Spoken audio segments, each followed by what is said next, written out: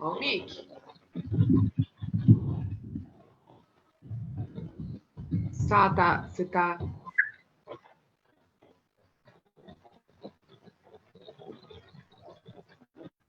Olá, boa noite. Para quem é de boa noite, estamos ao vivo pelo Facebook do Quilombo Periférico. Hoje, nessa noite de sexta-feira maravilhosa, um debate super importante, né? Falar um pouquinho da live de hoje, falar um pouco das nossas convidadas aqui maravilhosas, duas manas de quebrada para falar sobre feminismo preto e periférico. Vamos lá. Hoje a gente conta com a presença direto da Zona Sul de São Paulo, da Daniele Braga, mãe da Laura, psicóloga clínica, do Movimento de Mulheres Periféricas e de Axé.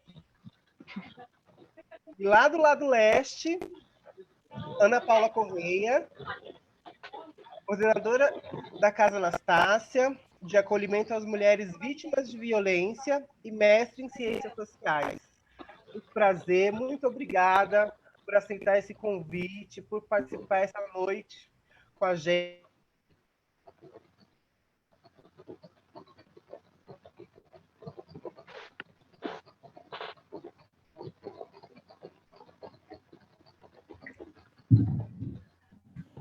Acho que a Sá deu uma travadinha, né?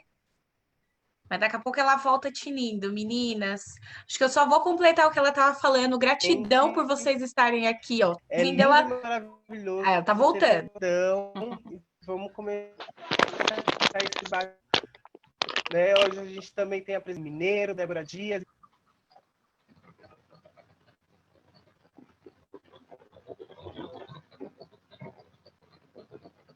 Sá, a gente não estava te escutando direito, companheira.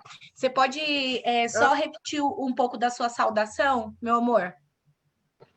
Tá. A apresentação das meninas foi ok? Foi.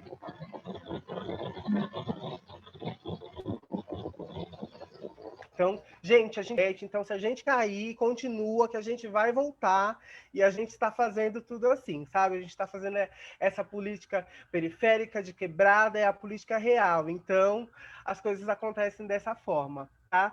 Então, é um prazer imenso. Queria começar saudando nossas ancestrais, nossas matriarcas, nossas mulheres pretas de axé, né? Foi por elas que estamos aqui. E agradecer a presença de todas nessa noite maravilhosa. E aí eu queria abrir a fala, né, para as meninas, para falarem um pouquinho. Não sei se eu começo, não sei se elas começam.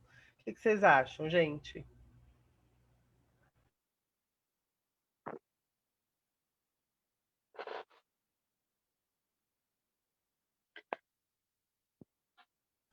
Pode começar, Sá. Pode começar. Microfone. Tá sem áudio.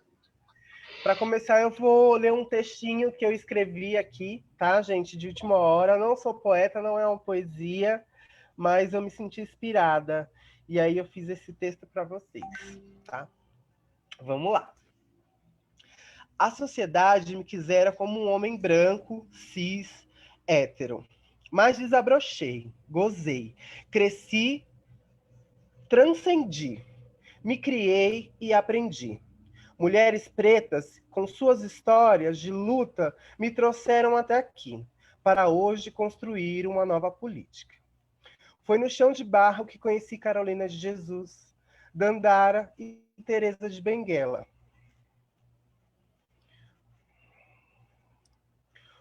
O que a sociedade me quisera não é o que eu sou. Sou mulher preta, sou de quilombo periférico. Gente, esse poeminha, essa coisa é um pouco, né, sobre a minha vida e sobre o meu crescimento, né?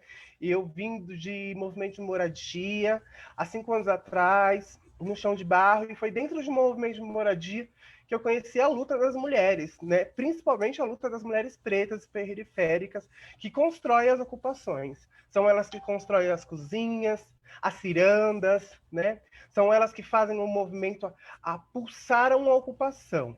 E foi dentro também das ocupações que eu comecei a ter encontros de mulheres, de ter conversas, de ter rodas de conversas, porque a gente dentro da ocupação, a gente sempre soube quanto é importante ouvir essas falas, né?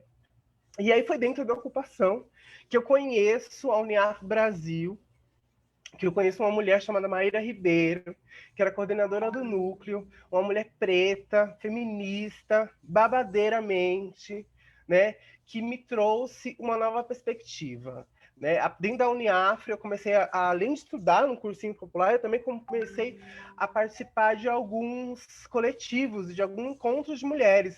Inclusive, já participei de encontro com a Débora e com outras manas, desde 2016, que a Uniap sempre se preocupou, né, em pautar as questões das mulheres, as questões das mulheres pretas. E era muito legal, por exemplo, ir lá no Céu Jambeiro, fazer um encontro de mulheres, depois a gente dançar um jongo e conhecer um pouco dessa ancestralidade, conhecer um pouco da nossa história de luta e reconhecer que a história das mulheres pretas também é um pouco das histórias da travesti. Falar sobre o feminismo preto hoje, para mim, tá podendo falar sobre o transfeminismo, né? Sobre esse feminismo que hoje eu posso dizer que eu estou fazendo, que eu posso conhecer através de Linda Quebrada, de Lineker, de Érica Malonguinho, que traz hoje são mulheres trans, que beberam do feminismo preto, que beberam dessa diáspora que hoje nós, travestis, podemos ter essa perspectiva de criar um novo feminismo, pautado através, claramente, do feminismo negro. Então, é um prazer imenso estar com essas mulheres maravilhosas. Nessa minha trajetória de luta, constantemente eu aprendo com vocês e aprendo a importância da quebrada, das mulheres de quebrada. Né? A nossa plataforma, o nosso coletivo, o nosso quilombo, traz essas pautas importantes, traz essas mulheres negras como Elaine Mineiro e Débora Dias, que estão na frente de luta, que traz toda a sua ancestralidade e toda a sua vivência para dentro de um quilombo, para dentro de uma mandata coletiva, para que lá na Câmara dos Vereadores a gente possa fazer a diferença, a gente possa pautar tudo que a gente precisa, né? Porque nada de nós sem nós. Então, para não me estender muito, eu vou passar a palavra agora para as meninas fazerem uma saudação inicial, as meninas do Quilombo, e em seguida eu vou passar para as nossas convidadas, tá ok? Beijo, gente. Vamos dar muitas likes aí no Facebook, hein? Gente, boa noite. Também queria agradecer muito a Aninha, a Daniele, todo mundo que está aqui participando dessa live. Acho que essa talvez seja dos momentos mais importantes para a gente fazer uma conversa, né? A gente está o tempo todo dizendo e apontando como essa candidatura é uma candidatura diferente e importante porque tem mulheres negras à frente delas, né? Então é fundamental que a gente entenda também a importância, né, desse debate e de ouvir mulheres negras que estão no front, estão no dia a dia, enfrentando aí todos os problemas que as mulheres negras, especialmente as periféricas, passam no seu dia a dia, no seu cotidiano, e o quanto que essa luta ela é imensa, né? Mesmo com todos os nossos avanços e com todas as coisas que a gente tem construído, a gente sabe que ainda tem muita coisa para avançar, muita coisa para fazer, e acho que isso é um debate importante, é educativo para qualquer pessoa que se coloca na posição de disputar uma candidatura, parar e ouvir mulheres negras, o que elas têm a dizer, o que elas podem contribuir, e incorporar isso na sua luta, incorporar isso no seu projeto para uma Câmara dos Vereadores um pouquinho melhor, né? Se a gente conseguir fazer ela ser um pouquinho melhor do que ela é. Então, estou grata a todas as meninas que vieram conversar aqui hoje, a todas as pessoas que estão assistindo, e bora lá para a conversa. Bom, gente, meninas, reforço o nosso estado de gratidão por vocês estarem aqui nessa noite com a gente, né?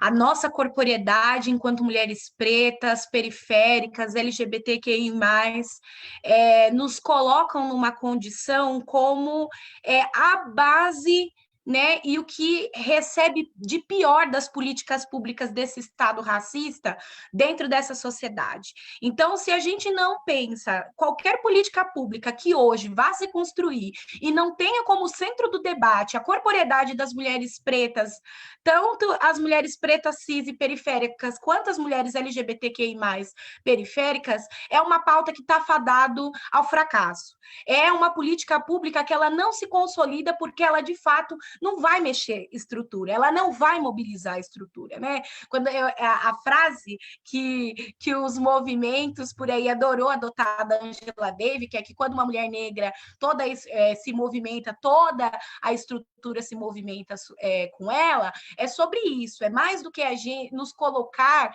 para falar em pautas específicas, é a gente assumir esses lugares de decisão, de domínio sobre essa política pública que aflige diretamente os nossos corpos, é que de fato faz uma transformação, é que de fato movimenta as coisas, né? Não dá mais para a gente eleger pessoas que vão levar as nossas pautas. Somos nós mesmas que precisamos estar nesses espaços para poder falar das nossas pautas, para poder falar toda a violência que a nossa corporeidade, ela todos os dias sofre.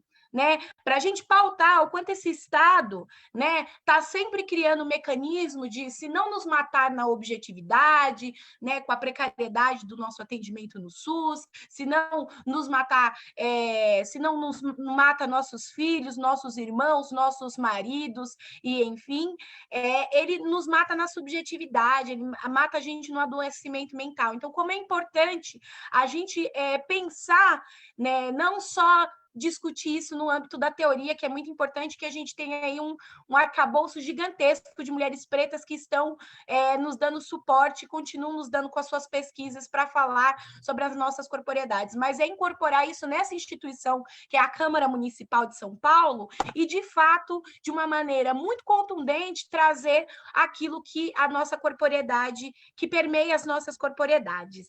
Né? Essa é a minha saudação, já começa assim mais agitada, porque de fato isso vem no nosso tocante diário e enfim, né?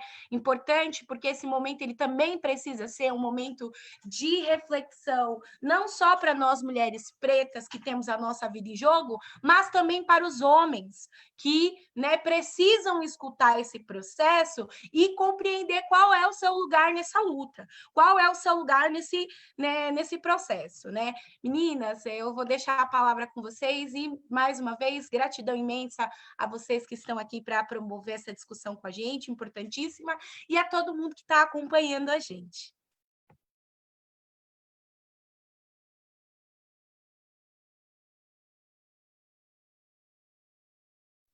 Ana, pode começar se você quiser. Vou ficar feliz de falar depois de você. Pode ser, Dani, mas eu quero muito te ouvir, né? Mas tudo bem. Estou aqui na expectativa, né? Ouvir as meninas e ouvir você. Estão me ouvindo legal, gente? Eu queria muito agradecer essa oportunidade de estar aqui participando da Periférico. Para mim, assim, é um prazer enorme poder estar junto, poder contribuir, poder fortalecer, né, essa candidatura. São de pessoas que eu acredito muito, que eu admiro muito. Eu acompanho a trajetória da Ilane, do Júlio, né, admiro muito o trabalho deles. Os demais, a Sá, a Débora, eu estou conhecendo agora, e também estou super feliz por esse encontro, por essa coletividade, e a gente está aí cria novas expectativas, novos sonhos, né? Porque para a gente pensar o futuro, porque do jeito que está difícil, se não é ter um coletivo assim, tá na frente, não sei como é que a gente pensa, né? E também estou muito feliz de estar junto com a Daniele Braga, que é alguém também que eu admiro bastante, que eu acompanho o trabalho, né, as experiências, o trabalho com as mulheres, então estou bem contente. Eu acho que para poder começar a falar um pouquinho, né, eu sou militante do feminismo negro já tem um bom tempo, desde quando eu me enxerguei como mulher negra, né? E também pesquisadora dos movimentos de mulheres, pesquisadora das relações étnico-raciais, atualmente mais atuando aí no trabalho de base aí de um CDCM, que é bem, né, que é bastante trabalho e bem desafiador, e aí a gente começar a pensar que a gente tem uma longa trajetória de lutas, né? O movimento de mulheres tem uma longa trajetória de lutas, que a gente conquistou alguns direitos que são extremamente importantes, e o quanto que a gente tem lutado para efetivar esses direitos, a gente tem lutado para melhorar ou repensar esses direitos, né? E agora a gente está aí num momento bem difícil, que a gente está lutando para manter os direitos que a gente tem. A gente não consegue nem pensar o quanto eles ainda precisam melhorar, mas resistir para manter, né? Porque a gente está, nos últimos anos, vivendo um grande sucateamento, a redução dos direitos, a redução dos investimentos e uma precariedade enorme que nos aniquila, né? Então, é uma luta por sobrevivência. E pensando nós mulheres negras, a gente nessa luta diária, né, a gente pensando o quanto que é difícil efetivar esses direitos, e o que acho também que é um grande desafio para esse coletivo, né, na vereança que vocês vão ter, que é pensar o quanto que a gente tem que pensar em políticas, o quanto que a gente tem que pensar em leis que possam efetivar as políticas que a gente tem para todas, né, para todos os segmentos da população, e o quanto que isso é difícil. Nosso trabalho, pensando no direito das mulheres, a gente fala muito de rota crítica, né? Que é a dificuldade que as mulheres têm de acessar a rede, a dificuldade que elas têm de acessar um direito, ou acessar as políticas públicas, pensando nas mulheres pretas, pensando nas mulheres da periferia. Acessar a saúde, acessar o judiciário, acessar qualquer direito que qualquer pessoa, população tem. Então, a gente tem a rota crítica seria essa dificuldade de acessar esses espaços, esses direitos. E pensando que, para nós, mulheres negras da periferia, essa rota crítica, ela é, né, intensificada, dificultada, assim, ela é principalmente a consequência do racismo institucional. Então, o quanto que as políticas públicas são pensadas para funcionar para uma parcela da população e não funcionar para outra. Isso não é uma coisa que acontece à toa, assim, a gente briga, parece que a gente está dando murro, ponta de faca para falar o óbvio, e as pessoas não querem ver, né? Então, o quanto que é difícil a gente conseguir acessar o mínimo, né?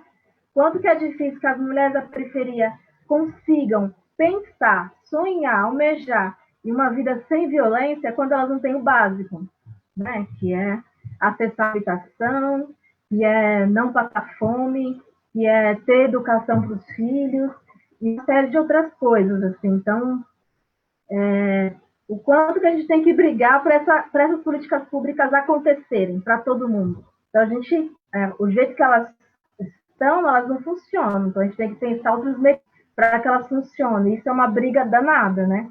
Pensando quanto a gente é um palco de conservadorismo e de restrições. E aí a gente fica pensando, fica nessa trincheira de ficar brigando, e as mulheres estão morrendo, né? Então, se a gente pensa o quanto que as mulheres negras, elas morrem muito mais, porque elas não conseguem acessar a proteção, né, infelizmente, o quanto que a gente tem que repensar essa política. E esse é o maior desafio para vocês que estão aí iniciando na política, que é essa briga aí com a gente, né? A gente poder repensar essas políticas públicas e colocar muitos pingos aí no livro, muitas aspas, muitas especificidades para que cheguem ao alcance a todas as mulheres. Eu acho que no momento que eu queria colocar um pouquinho isso e a gente debatendo mais. Entenderam porque eu pedi para ela falar primeiro, né? Porque ela é minha referência, gente. A Ana é minha referência. Bom, me chamo Daniele Braga, sou mãe, eu sou da Zona Sul, mas estou enradicada no Embu das Artes, nesse período de pandemia. Eu atuo em coletivos, né? Eu estou conectada com alguns coletivos e movimentos periféricos de mulheres. Desde a minha graduação, só atuo com mulheres, então tenho essa coisa muito forte, assim, de trabalhar e ter esse olhar só voltado para as mulheres, porque além da minha trajetória, a minha trajetória se conecta com a trajetória dessas mulheres e aí rende, né? Cria um caldo assim de repertório, não só meu, mas também o meu olhar quanto profissional cruza com o olhar dessas mulheres e a gente consegue trabalhar, sabe? Eu acho que eu não consigo ter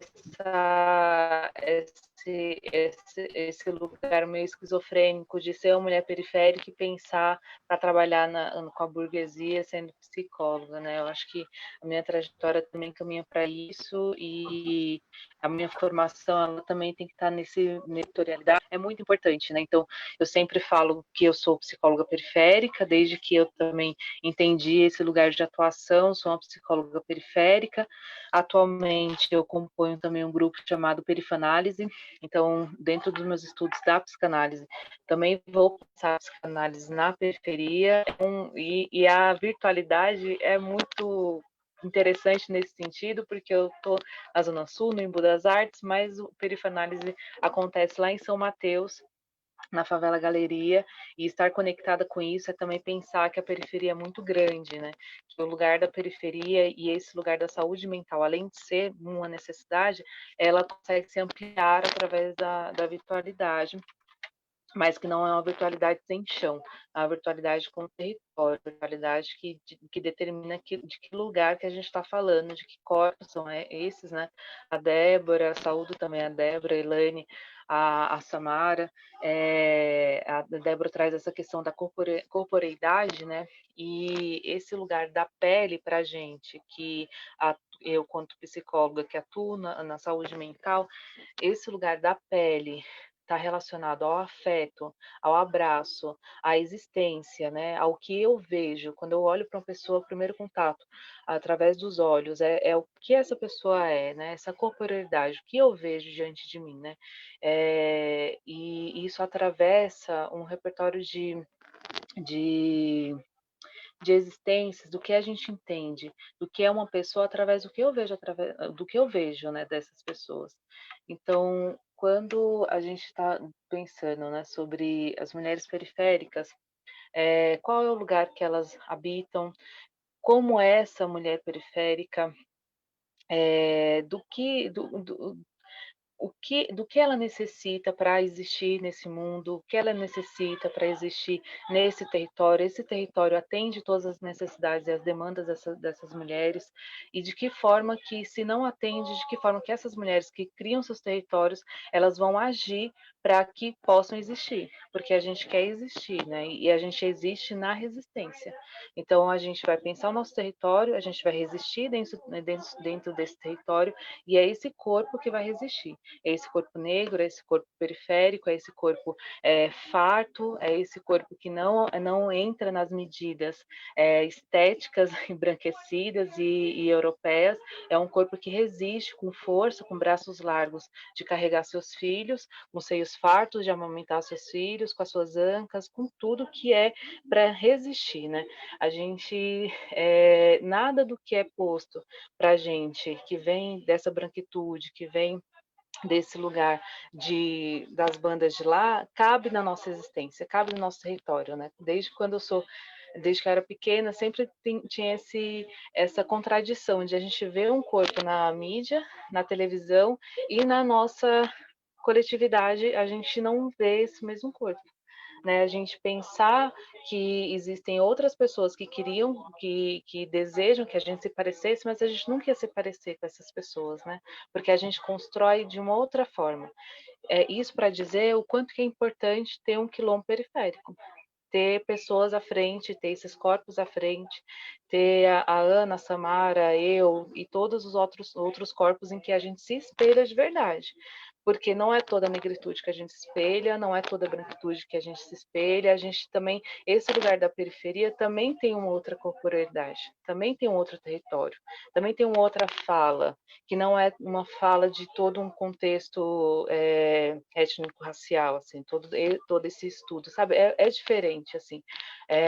Aí eu e a Ana, a gente compartilha, eu trabalhei no CDCM, daí eu conheço a Ana através desse trabalho no CDCM, e no trabalho do CDCM, eu na parte da saúde mental, você percebia que as diferenças, né, entre as mulheres periféricas não é assim, não é gritante, mas tem um outro discurso, tem outras necessidades, porque a gente é marcada pela ausência. Um corpo marcado pela ausência é um corpo que tem outras coisas a serem ditas, né? Existem outras coisas que a ausência causa nesse corpo, assim, né?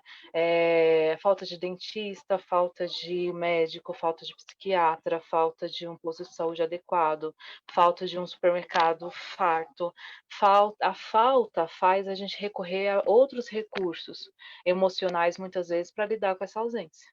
Né? E a periferia ela traz esse lugar assim de criar uma outra existência para essas mulheres, uma existência de resistência, de pensar às vezes a maternidade de uma forma que dá.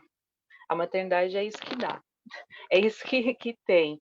E eu quero ser mãe, mesmo diante de tudo que falta, muitas vezes, né? Então, ter vocês, assim, e ainda mais pensar essa ideia de um coletivo, né, o quilombo, todas as nossas resistências são através de coletivos, né, eu acho que uma coisa inteligentíssima da periferia, né, que a gente entende como resistência, é estar sempre em coletivo. A gente só sobrevive através dos coletivos que a gente cria, por isso do quilombo, né, que é um grande coletivo de resistência. Tantos outros coletivos na periferia são dentro dessa lógica de batelagem, né? A gente vive em relação à batelagem, porque é esse lugar da coletividade, assim, a gente só consegue crescer, a gente só amplia a periferia, a gente só consegue resistir através da coletividade. E ter vocês lá nesse espaço da vereança, enfim, eu acho que esse espaço que é tão individual, que é tão pensando em um, dois, né, poucos que tem, poucos dentro da burguesia, é muito significativo. Né? É muito representativo do que é existir na periferia, que é através da coletividade, que é através do senso coletivo, né? Não consigo só existir pensando em mim, eu não consigo pensar que falta escola só para mim. Se está faltando escola só para mim, está faltando para minha vizinha, né? No início do governo do Covas, enfim, a gente teve uma luta muito grande com o CCA, e a gente viu, o próprio CDCM teve uma luta enorme, a assistência como todo teve um desmonte da assistência, e ainda está tendo, e quem está mais nessa base, né? O tempo inteiro, assim, pensando em como resistir, entendendo a urgência, entendendo que ainda é muito pouco diante da demanda, né? O trabalho que é feito nas bases ainda é muito pouco diante da demanda. Tem mulheres que não têm acesso ainda a serviços básicos, assim, que é oferecido, que tem que ser ofertados, por falta de orientação, por falta de divulgação, por falta de informações, ou às vezes uma informação muito deturpada do que são esses serviços.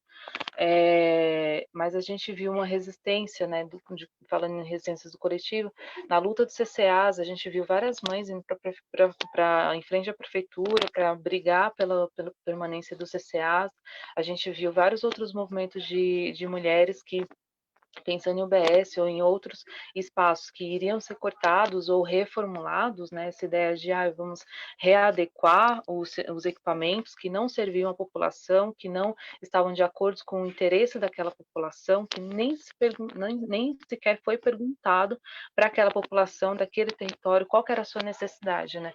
Eu acho que quando vocês entram para esse espaço, eu acho que é para ampliar um pouco a discussão de que cada território tem sua própria necessidade, A gente não pode pensar ter uma lógica de massa, né? Pensar que o que serve para o centro da cidade vai servir para a periferia, e não funciona assim.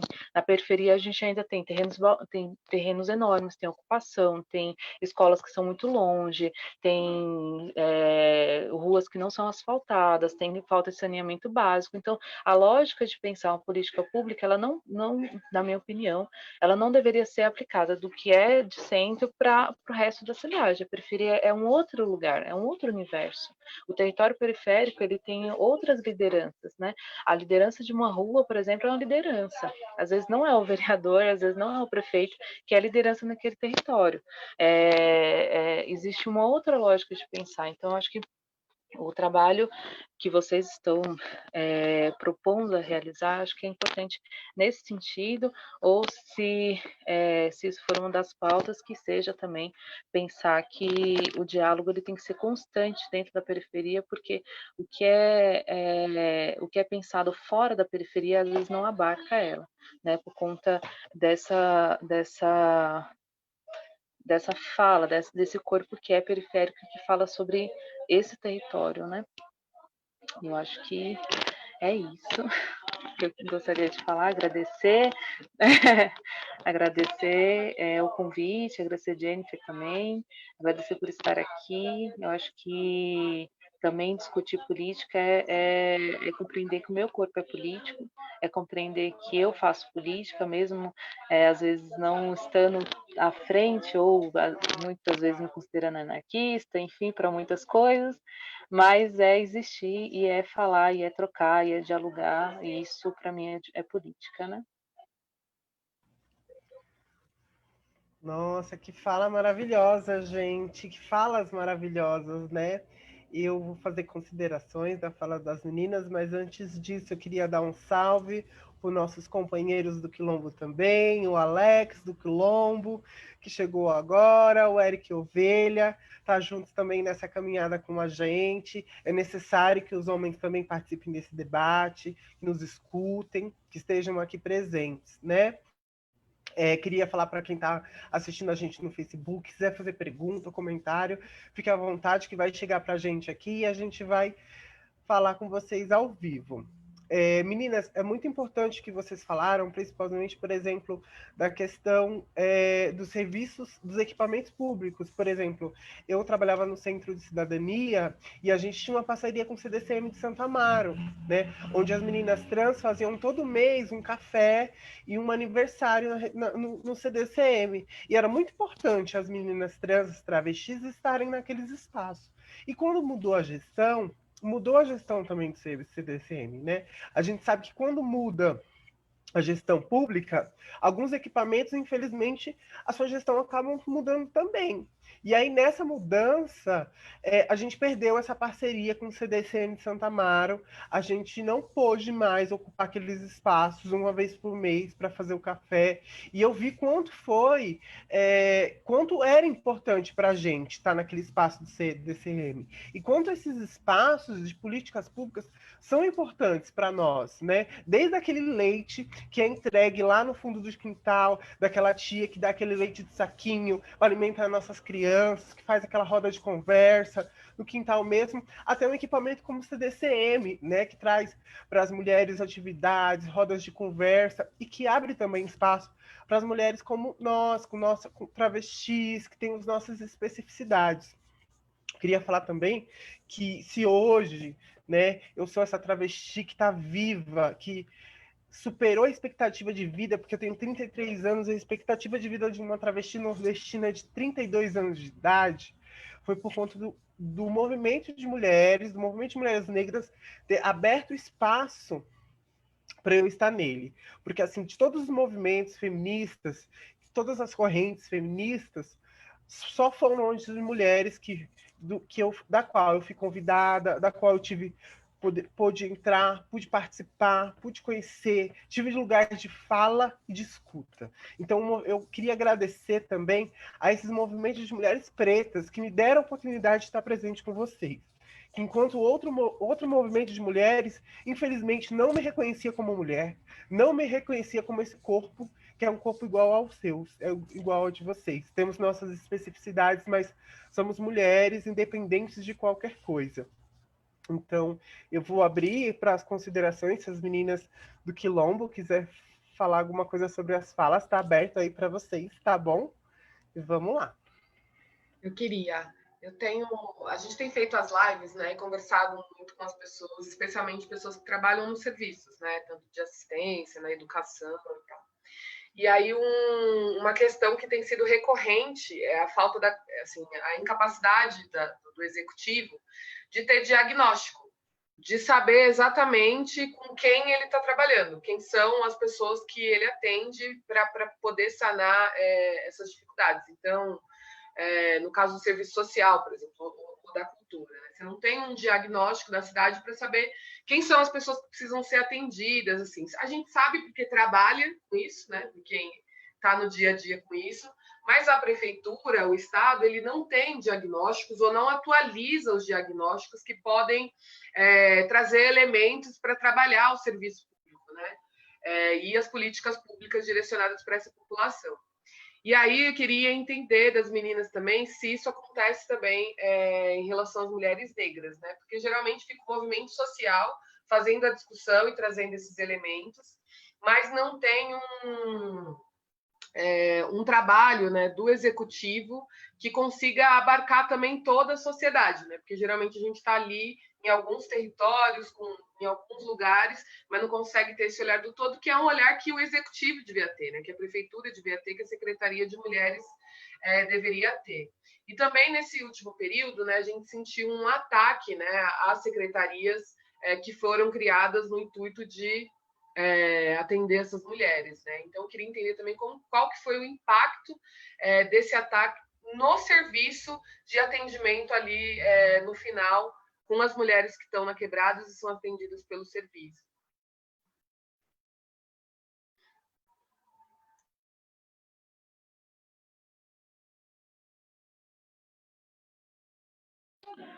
Bom, Ana, eu vou falar e acho que, como você está na coordenação, acho que é legal você concluir essa questão, porque eu já não estou mais no serviço, né, da base, do CDCM, mas uma coisa que a Samara trouxe é esse lugar do ocupar espaços, né?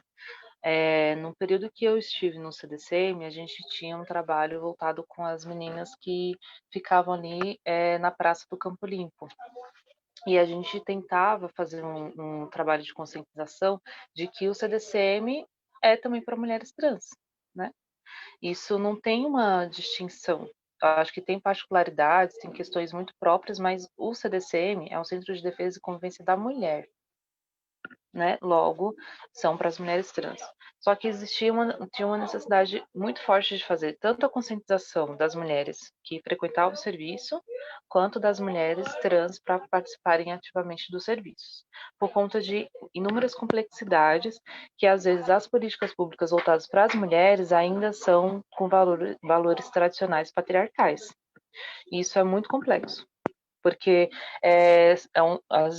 muitas vezes esses serviços ou as mantenedoras dos serviços têm uma lógica ainda muito conservadora, né, por conta da estrutura do Estado. Né? Então, parte de das trabalhadoras desses serviços buscar e promover uma discussão em relação a esse tema, em relação ao próprio espaço. Porque quem sabe, né, quando você fala quem executa esse tipo de trabalho é que sabe da população que ali está. Então, parte dessas trabalhadoras entender a necessidade desse serviço acolher essas mulheres e ampliar o campo de discussão em relação ao espaço de convivência, né? O CDCM que eu atuei, quando eu atuava, a gente começou a fazer um levantamento de qual o perfil dessas mulheres, porque isso não vinha, essa necessidade não vinha do Estado, não vinha da Secretaria. Então, parte também de quem executa estabelecer essa relação de que tipo qual que é esse perfil dessas mulheres, né?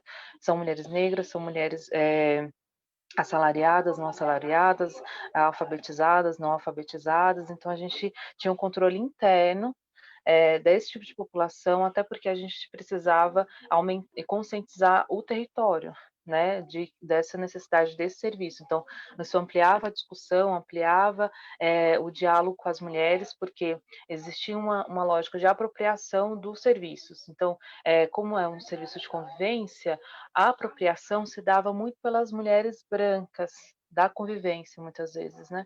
E as mulheres negras ficavam com a necessidade de uma urgência para lidar com a violência, para lidar com coisas mais urgentes, muitas vezes. E essa questão de conscientização, esse respiro, muitas vezes, da convivência, às vezes não era posto, às vezes não era dado. Então, a gente tinha que também discutir esse lugar, né? Porque dos casos de defesa, né, que a gente mais atendia, a maior parte eram as mulheres negras, mas elas não estavam quando a gente estava fazendo trabalho de conscientização, um trabalho de café, um trabalho mais voltado para o diálogo, muitas vezes, entende o que eu quero dizer? Então, existia sim uma diferença em relação a isso, isso está expresso nas estatísticas, né, de qual que é o corpo que mais sofre, é a cor da pele que mais está sendo assassinado, e também uma necessidade muitas vezes de discutir o corpo da mulher trans também, que também é vítima de transfeminicídio. A gente tinha um diálogo, pelo menos quando eu estava lá, era dado esse diálogo em relação à necessidade de abarcar a discussão, abarcar a conscientização e trazer para espaços de políticas públicas esse corpo, né? Porque o CDCM que eu atuava ficava no CDCM e as mulheres tinham muita dificuldade de ir para o espaço que a Samara trabalhava, que é o Centro LGBT, que ficava em Santo Amaro. Muitas dessas mulheres não tinham condução, não tinham vale transporte para ir para esse serviço. E muitas das vezes faziam tratamento lá, muitas das vezes precisavam lá. Não tinha dentro do território um lugar que abarcasse. Né? Existiam os espaços de saúde, porque era lida essas pessoas como pessoas doentes. E não tinha um espaço de convivência, como se fosse um espaço de conscientização, de troca, de desenvolvimento pessoal, muitas vezes. Então, às vezes os serviços, eles também escancaram um estereótipo desses corpos, né? Um estereótipo que é dado para a sociedade. Quais os serviços que podem existir, uma vez que a gente só vai atender essa demanda? Não vai existir uma outra demanda de simplesmente ser essas pessoas, né? Simplesmente ter serviços que não dão conta nem das vulnerabilidades, muitas vezes, mas que dão conta de outros espaços, de espaço de cultura, um espaço de lazer, outros espaços que não sejam só espaços que abarquem a vulnerabilidade e os estereótipos dados para as populações, né, de mulheres.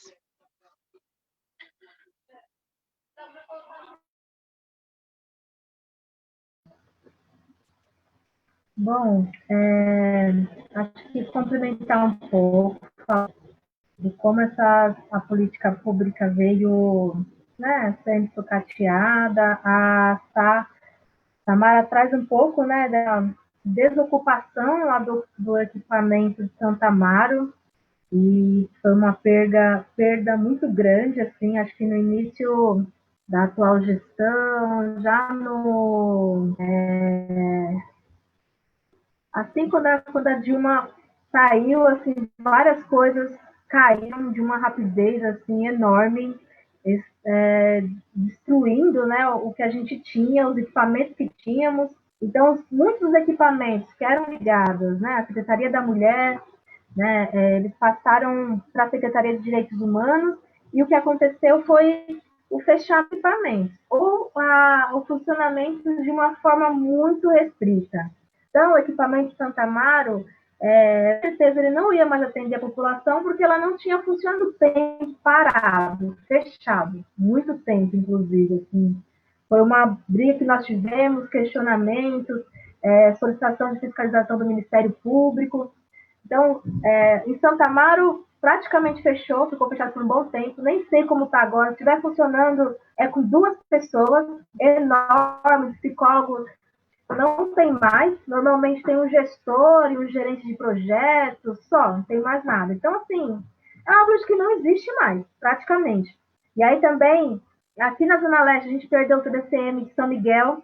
Ele funcionou apenas por o CRM, né? Centro de Referência da Mulher, que funcionou por apenas um ano e fechou e até hoje não abriu, não é, na atual, o momento que a gente está. E outras tantas políticas, a gente foi só perdendo, perdendo, e o que a gente está agora é sofrendo várias retaliações para reduzir ainda mais o pouco que a gente tem. Assim. E a gente não tem uma gestão que está pensando a política de enfrentamento à violência, que está pensando os equipamentos de atendimento às mulheres, que está com a intenção de ampliar esse atendimento. É sempre o contrário, de reduzir custos e dizer que não tem essa demanda, vocês não estão atendendo, quer parar com o espaço de convivência, as mulheres não precisam disso. Então, assim, é uma série de retaliações. Assim. Inclusive, eu acho que a Elaine participou desse movimento com a gente em 2018. A Casa Anastácia quase fechou. A Casa Anastácia tem mais 4 CDCMs. Da Zona Leste seriam 2. Então, o caso das mulheres vivas também, né? A dele estava lá ainda, né, nesse momento. Então, assim, se não fosse a nossa movimentação, a nossa articulação, junto com a Elaine, junto com várias parceiras, as mulheres têm ido para a rua, a gente fez marcha na Zona Leste, a gente fez marcha em Itaquera, a gente fez marcha no centro, a gente foi no Ministério Público, a gente foi na Prefeitura. Se não fosse a gente ter feito essa repercussão, a gente não estaria mais abertas hoje, né? Eles não imaginavam com quem eles iam mexer. Então, a gente chamou bastante atenção. Então, e é por aí que a gente está caminhando atualmente, assim, nessa resistência de manter o pouco que a gente tem.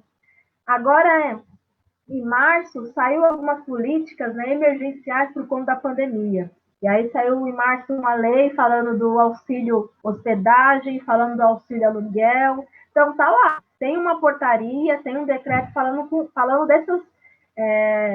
dessas ferramentas, né, que a gente poderia usar agora no momento de calamidade. Mas elas não existem efetivamente. Então, existe o decreto, ela é usada para fazer campanha, ela é publicizada, né, mas ela não é regulamentada, seja de fato acessada pelas mulheres. A gente não tem como acessar essa política, ela não tem condições de existir. Então, da tamanha atrocidade, né, se a gente for pensar.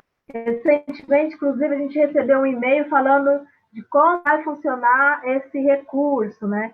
Só que aí ele diz que existem tais hotéis credenciados e o valor vai ser tanto. Só que aí na mesma portaria fala que nenhum hotel se credenciou. Então a gente vai encaminhar essas mulheres para onde?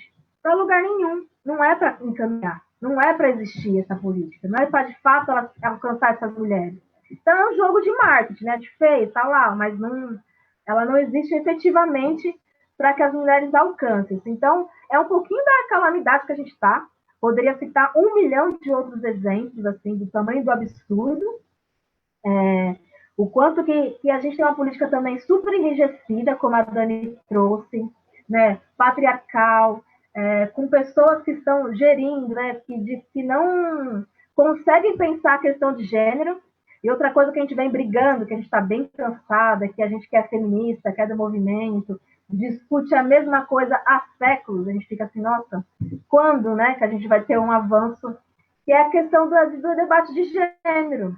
Porque para os equipamentos, para a Secretaria de Assistência, que é que a gente está agora, assim, é um debate de gênero como se ele não fosse necessário nesse equipamento, que trabalha com mulheres. Então, é um equipamento que a gente tem que atender atender a família, atender o agressor, que a gente tenha que não precisa ter espaço de convivência, de discussão política, né? Para que isso? A gente tem que ensinar as mulheres a fazer artesanato, a ser empreendedoras, como se fosse possível para todas empreender e deixar de ser pobre, né? Então, a gente tem que ouvir tamanhos de absurdos, desqualificando o nosso trabalho, reduzindo o nosso trabalho, tirando a temática de gênero, que é fundamental para esse trabalho. Se era tão difícil de discutir com nossos parceiros, com a rede gênero, agora a gente não pode discutir dentro do equipamento. Pensa o quanto difícil que está sendo para a gente atualmente, né? E a Elaine trouxe um pouquinho sobre diagnóstico. Isso é uma coisa assim que a gente faz enquanto, né, pesquisadora periférica, a gente, né, dá os nossos pulos, mas que não existe efetivamente, assim. Então, a gente tem um puta trabalho burocrático que a gente tem que fazer, mensalmente, a gente faz relações e relações de mulheres, a gente coloca lá, mas isso não dá em nada. Assim. A gente tem que seguir uma regra por conta do convênio, determinações, mas que isso não vira uma política pública, isso não vira uma forma de pensar a política pública, não vira um diálogo. A gente está cansado de escrever, de fazer vários diagnósticos, a gente cria notas, a gente faz vários documentos, pensando e repensando, a gente encaminha, mas a gente não é ouvida, não vai ser ouvida, né? Pensar em diagnóstico de mulher preta também não existe. Então, a Casa Anastácia, que a gente consegue fazer, ter na carro-chefe essa discussão de gênero e raça, colocar o quanto que a raça é fundamental para discutir gênero, isso, assim, não faz diferença nenhuma, assim, secretaria, infelizmente, assim. A gente já chegou a trazer questões, assim, ó, a realidade de uma periferia, né, a realidade das mulheres da Tiradentes.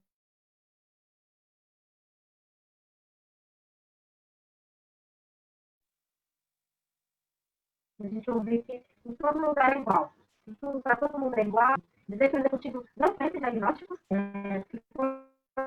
para pensar em construir esse diálogo com os serviços e pensar em melhorar o serviço a partir de inúmeras necessidades nossas. Isso não tem feito, mas, né, que infelizmente a Dani vai trazendo, quanto que também a cada vez mais as pessoas que estão aí na frente tentando lutar e discutir isso vão saindo, que vai chegando é quem vai só reproduzir essa política patriarcal. Então a gente está cada vez tendo mais dificuldades de fazer essa luta. É isso, gente. Não sei se é a fala final, se já faço um agradecimento. Acho que sim, né? Vocês já querem... Eu vou só passar para as considerações finais, a gente já está encerrando aqui já a nossa... Acho que a Débora queria falar. Ela vai falar? Ah, tá. Mas eu não vou... Não, sim, eu queria não. muito... Porque, para mim, é muito forte todas as questões que vocês trazem nos enfrentamentos diários, né, com a polícia. Ela traz esse elemento de pensar um diagnóstico para a cidade, que tenha, de fato, uma compreensão mais assídua do que realmente essa cidade precisa. E ontem também, a gente estava na plenária de... Eu não sei, eu estou travando, vocês estão me escutando? Travou a imagem um pouco, mas eu estou ouvindo, Débora. Tá dando para ouvir. Pode seguir.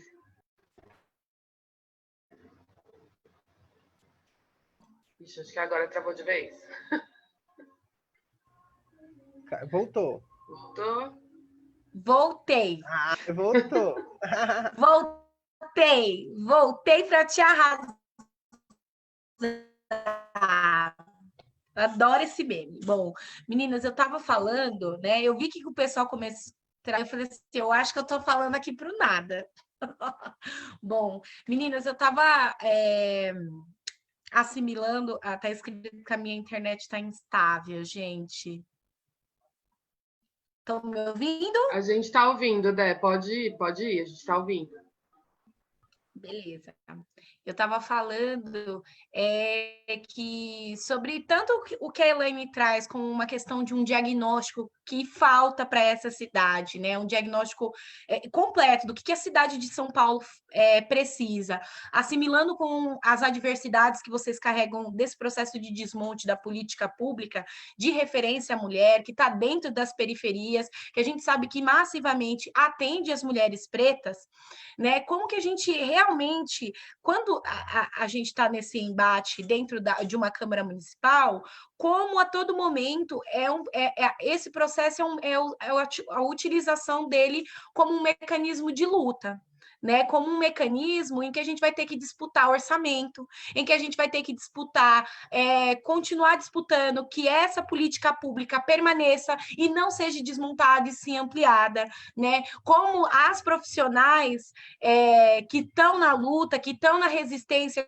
com com centros de referência, elas não tenham que sofrer para manter um serviço que é essencial e que, de fato, tem um trabalho gigantesco da periferia, mas a gente também vai ter que começar a pensar essa dinâmica a partir do que vocês trouxeram, né, de como que a gente insere as nossas mulheres pretas nesses serviços, nesse outro viés, né, que vocês falaram, da convivência, né, de fato, acessar em plenitude as políticas públicas que são colocadas para elas, né? Eu vou dar um exemplo do meu território. Eu estou aqui em Sapopemba e eu fiz uma pesquisa, né? Eu estava executando um trabalho da Universidade de Estudos de Ciências Sociais, e em uma determinada matéria que eu estava fazendo, a gente estava falando sobre os equipamentos municipais que estão inseridos dentro do nosso território. E um deles é uma casa de parto, né? Aqui em Sapopemba a gente tem uma casa de parto. E, por exemplo, grande parte das mulheres negras que a gente entrevistou nesse processo não sabiam da existência da casa de parto. E quando a gente pegou, por exemplo, alguns documentos da casa de parto que são públicos, né, a gente não conseguiu nem chegar, como a gente está no momento de pandemia, a gente não conseguiu nem chegar lá para fazer um diálogo com a galera que de fato administra a casa de parto.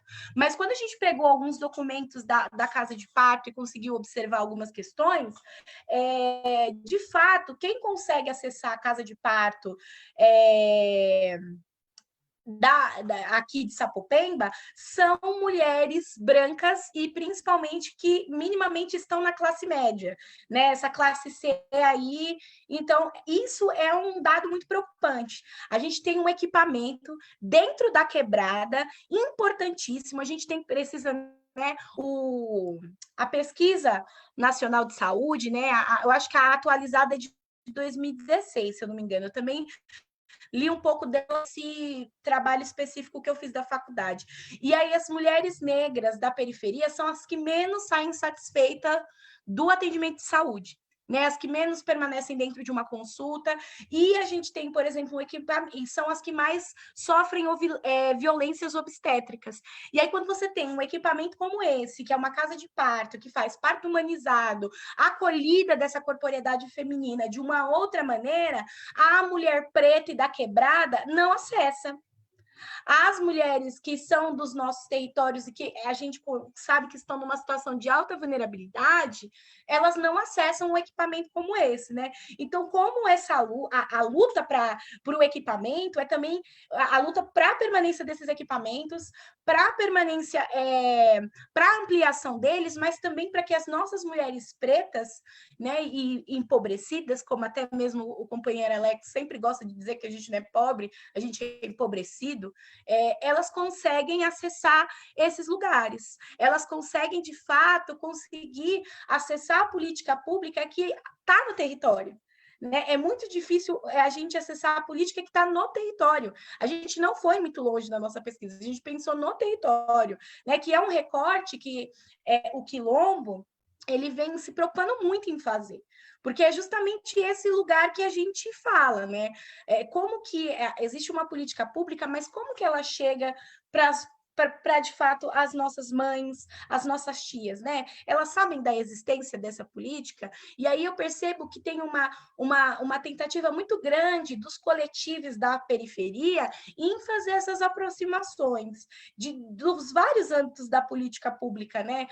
Fazer essas aproximações com as mulheres pretas, né? Tanto na área da cultura, quanto na área da saúde, da educação, né? Aqui a gente tem um núcleo de educação popular e um núcleo um núcleo que, por exemplo, como o meu, que é a Coletiva Emana, que a gente trabalha com feminismo interseccional, só que trazendo um rolê aqui da quebrada. A gente, recentemente, né, no ano passado, fomos contemplados com a política do Vai, e como também, quando a gente coloca orçamento na mão dos coletivos da periferia, eles, de fato, trazem uma efetividade no seu trabalho em resistir aqui dentro e fazer a arte, a cultura e os acessos às discussões chegarem aqui.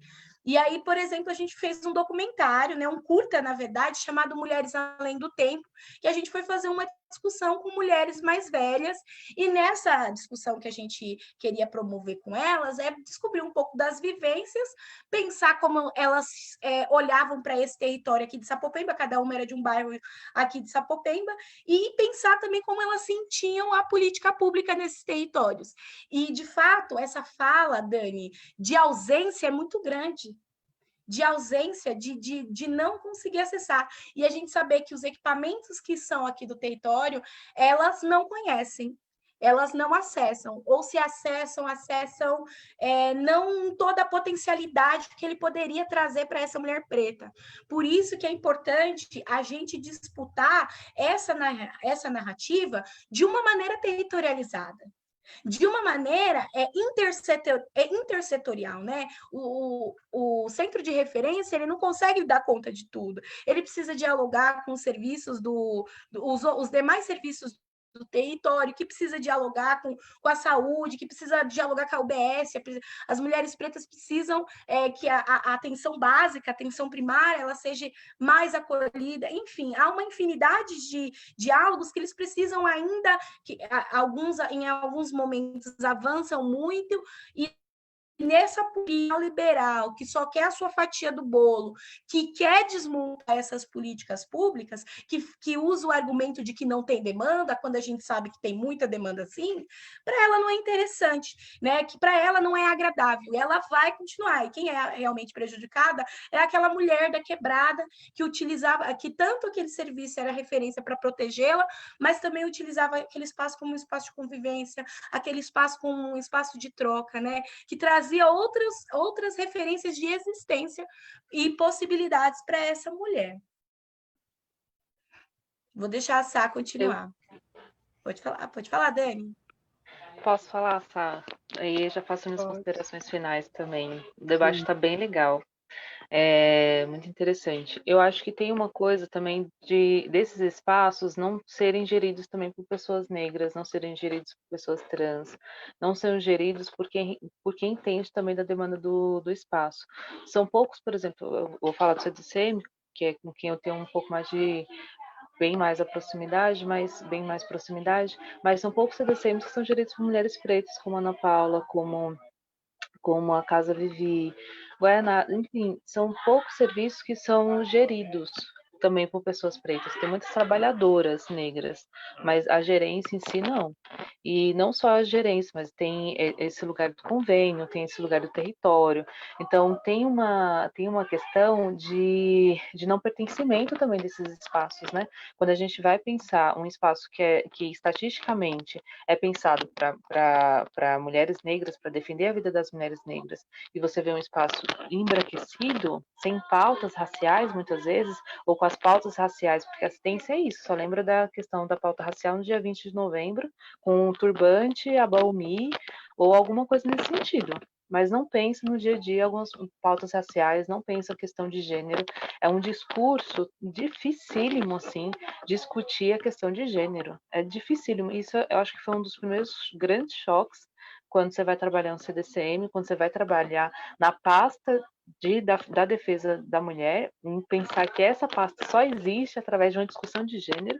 Então, é um lugar muito esquizofrênico, assim, de conseguir uma dinâmica muito esquizofrênica, muito partida, porque a lógica do Estado é pensar a família, é pensar que a gente vai trabalhar para reorganizar essa família. Só falta dizer que o CDCM é um espaço religioso, né? Que não é um espaço laico, muitas vezes. Isso é uma outra discussão também desses espaços que são mantidos pelo Estado, né? Que determina suas diretrizes, né? Então, mudanças de partido também, mudança da gerência também faz uma reestrutura nesses espaços, muitas vezes. Então, quem trabalha lá ano a ano não tem sossego, muitas vezes. A cada final de ano é um desespero. Então, a saúde mental também das trabalhadoras da assistência social é algo que precisa ser discutido, porque é desgastante você trabalhar na assistência social, sua saúde mental vai para algo abaixo, se você não tiver suporte interno, se você não tiver uma equipe, se você não tiver às vezes, outros elementos internos para conseguir se manter, entender a luta, né? Entender que também a luta, às vezes, não é feita só nos espaços da assistência social, a luta também de base é feita nos coletivos, é feita com a sua atuação, é feita com a sua reflexão e a sua reflexão consciente, né, desse estado. Você não consegue se manter, você vai sucumbir, assim, muitas vezes. Então, é um serviço que não garante saúde nem para as pessoas que estão lá, não garante saúde para os trabalhadores, não dá garantias para o que ele diz que teria que dar garantias. Né? Não, ele não é real, digamos assim. No papel é uma coisa, e às vezes nem no papel diz tudo que a gente deveria fazer, que é esse lugar do debate, que é esse lugar da discussão, que é esse lugar da conscientização em relação à violência, muitas vezes a relação da falta dos mecanismos públicos, das instituições públicas, né, de políticas públicas. Não existe esse lugar de empoderar politicamente, socialmente, as pessoas que participam dos NCIs, dos CCAs, porque é uma discussão feita na base também, né? Não só o serviço para adultos, mas desde a base essas discussões elas deveriam existir. Entender que serviços públicos estão lá por conta de todo o mecanismo de resistência das mulheres periféricas, né? Isso é muito importante a gente dizer assim, que são serviços de resistência de mulheres periféricas, né?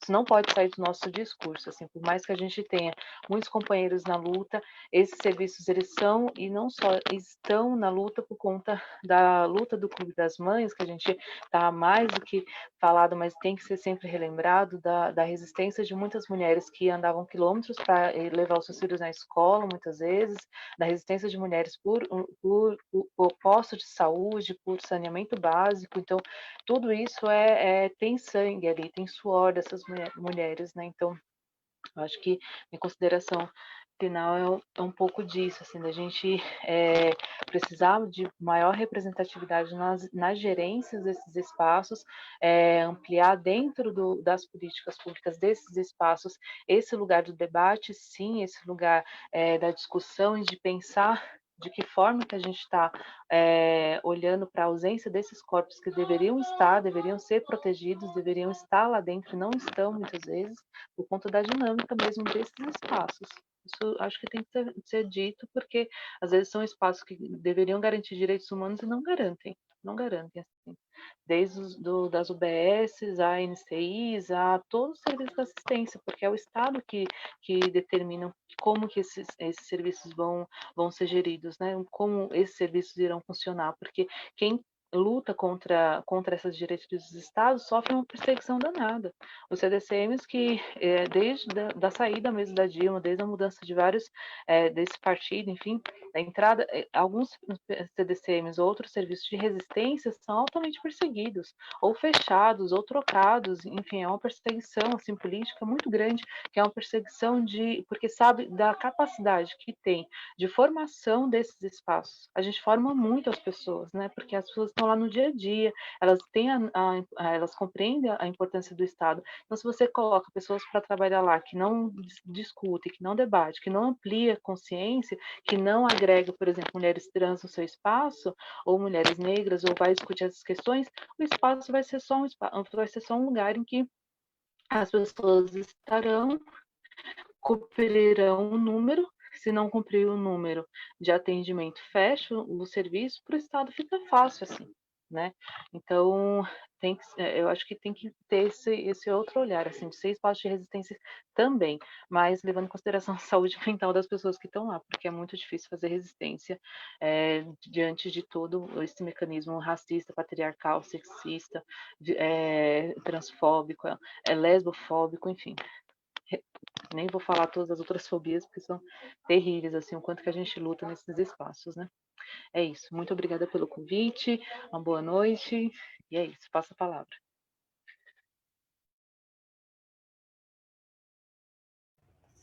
Arrasou. Vamos ouvir as considerações finais também da Ana. Aninha, tá me ouvindo?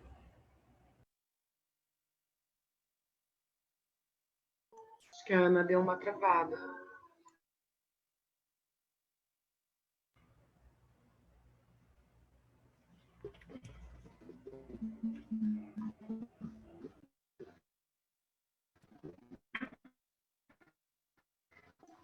Sá, acho que a Ana deu uma travada. Agora, Sim, ela tá. Ana, tá ouvindo a gente, só tá travando um pouquinho. agora vocês estão me ouvindo, gente? Sim, agora? Tá voltando. Tu vens, eu já escuto os teus sinais. Sim, já começando a melhorar.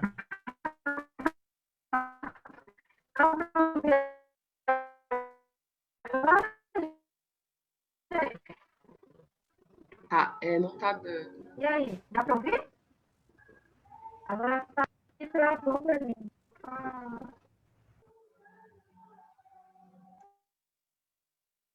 Vou dar um tempinho para Ana. Enquanto isso, gente, eu queria pedir para vocês que estão assistindo essa live para compartilhar, tá bom? A live do Quilombo Periférico nas nossas redes sociais, no Instagram, no YouTube, tá bom? A gente precisa fazer essa eleição, a gente precisa de voto. E para ter voto, a gente precisa que que as pessoas conheçam o nosso trabalho, que conheçam essas 6 pessoas do Quilombo Periférico, né?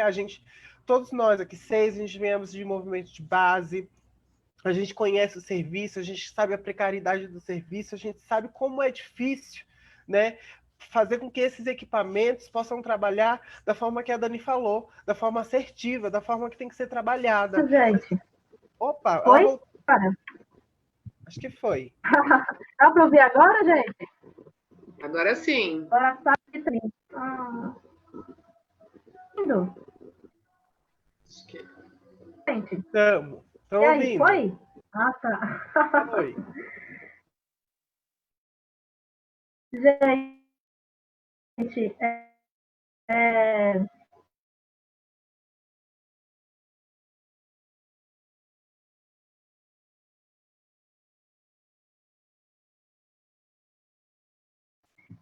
eu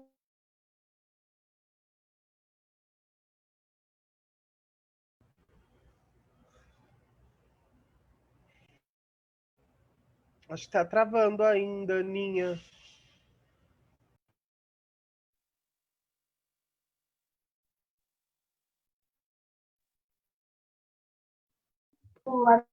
agradeço muito a participação. Estão ouvindo? Gostei muito de estar nessa live com vocês. Foi bem bacana esse debate.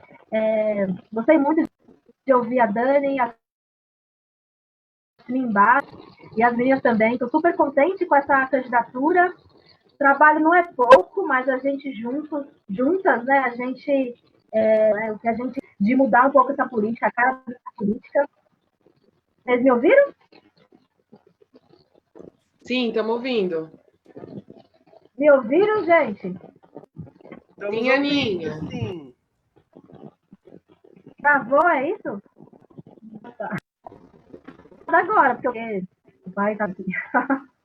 Então, eu estava agradecendo muito vocês, estou muito contente por ter. Agora tá travou. Gente, tá me ouvindo? Assim, muito entre. Aí, foi? Eu agradeço muito a participação. Essa live eu discuti um pouco, né? Disso que eu assisti. Me ouviram, gente? Sim. E também o quanto que é importante a gente estar mudando um pouco essa política, está lutando para ter outros referenciais, a gente fortalecer essa luta que para a gente é tão pesada, né? Que é estar aí trabalhando. Posso continuar? Para mulheres, né? Se for pensar para mulheres negras, ainda é mais difícil ainda. Travou, é isso? Ah, tá. A gente perdeu no domingo. Gente, acho que foi até uma situação de feminicídio. Ela lutou, uma mulher muito jovem, uma mulher preta, de apenas 35 anos, que tinha medida protetiva, tinha BO, chegou a ficar 5 meses em um abrigo sigiloso, e na tentativa de um recomeço, uma tentativa de viver bem perto de seus familiares, ela partiu, né? Porque, infelizmente, o Estado não protege essas mulheres, né? Então, gente, estão me ouvindo? Em memória da Márcia, consiga realmente pensar uma política pública efetiva que proteja as mulheres, né? Que não as deixe morrer. Isso, gente. Queria agradecer muito, estou muito feliz de estar aqui com vocês e poder estar nessa caminhada. E foi coisas, né? De beijo.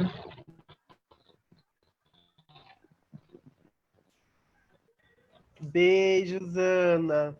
Nossa, gratidão, manas, por você estar aqui compartilhando um pouco desse debate que é muito, né, muito preciso a gente falar sobre esses problemas que existem, né, na assistência, porque a gente que está se comprometendo a fazer uma candidatura, a fazer política, a gente precisa conhecer de verdade o que acontece. E eu queria dizer que dia 15 de novembro, essa mulher aqui, ó, que está do meu lado, é o rostinho dela que vai estar lá na urna. Então você precisa sentar o dedo lá, 50020, e eleger o quilombo periférico, tá bom? Compartilhar, falar, discutir, porque política se discute sim, discute com o vizinho, com um amigo, na mesa de bar, no boteco, na roda de samba, na roda de capoeira. A gente precisa falar sobre política e precisa falar sobre as coisas que acontecem na nossa quebrada e na nossa periferia. E eu queria também aproveitar e falar que a gente está com a vaquinha online lá do Voto Legal, porque, gente, não dá para fazer política sem dinheiro. A gente precisa de recursos para a gente conseguir trabalhar, para a gente conseguir acessar, né, todos os lugares, fazer com que as pessoas conheçam o nosso trabalho. A gente precisa ter acesso ao material, então a gente precisa de recursos. A gente não tem máquina, não tem como a gente disputar uma política hoje que está aí branca, que tem o recurso, que tem a máquina, se a gente também não tiver o mínimo de recurso. A gente tem garra, a gente tem coragem, a gente tem dinamismo, a gente vai com tudo, como a Elaine fala. Pé na porta e vamos que vamos, mas a gente precisa de ajuda. Então vai lá, recebemos 2, 5, 10 reais, é um dinheirinho, mas que pra gente vai ajudar bastante. Lembrando que dia 15 de novembro é Elaine Mineiro 5005, essa mulher aqui, ó. Tá bom? Meninas, se vocês quiserem fazer o agradecimento final, tá bom? Elaine ou Débora? É isso.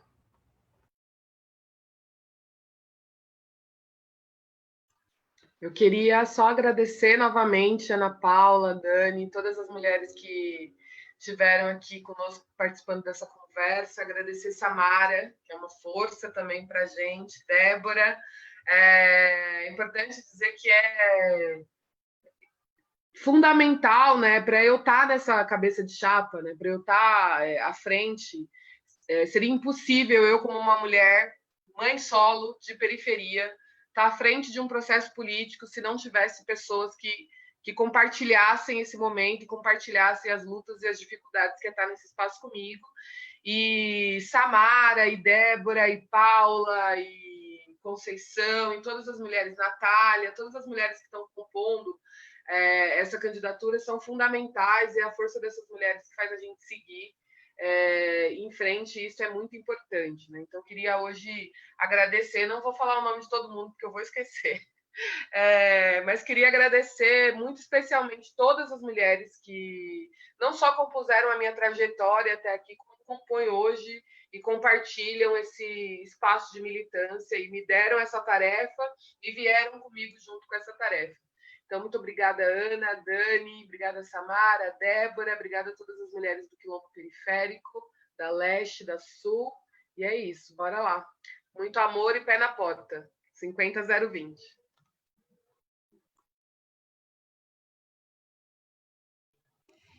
Então, meninas, eu agradeço imensamente poder escutar vocês, né?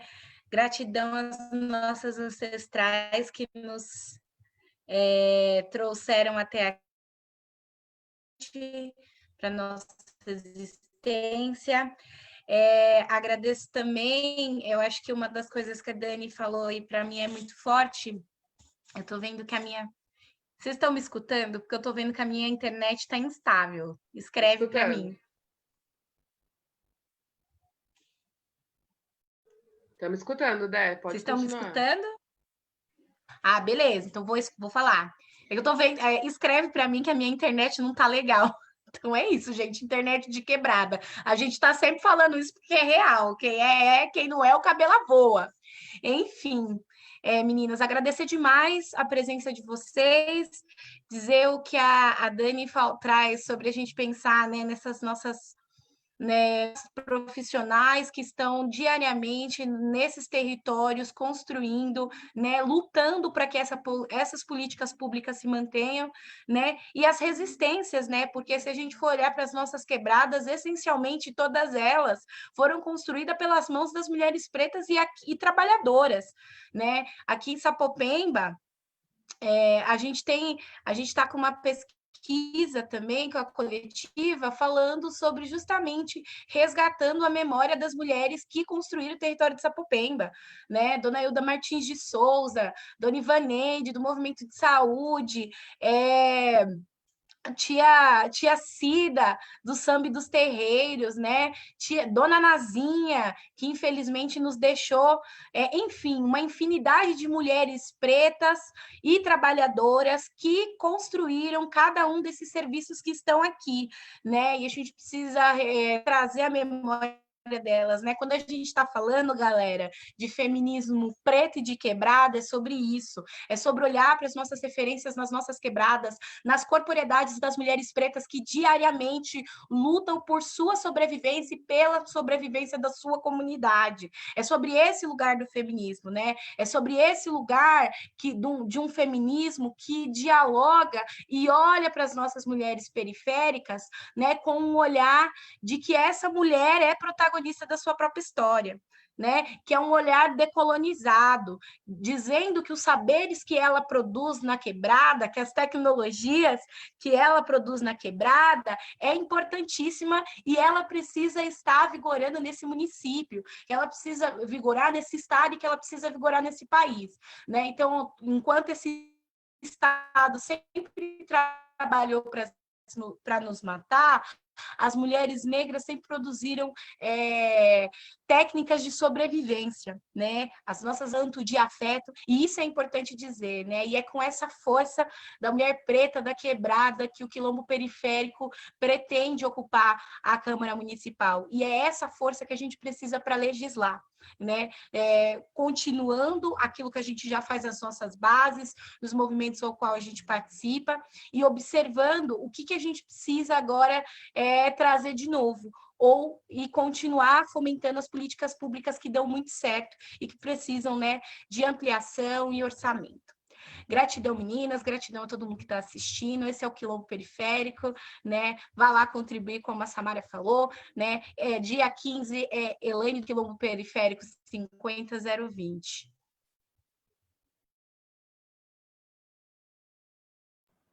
É isso, gente. Axé, boa noite a todas, todos e todes. E vamos se ver dia 1º de janeiro para fazer a diferença nessa São Paulo sem racismo. Gente, tchau para todos. Beijo.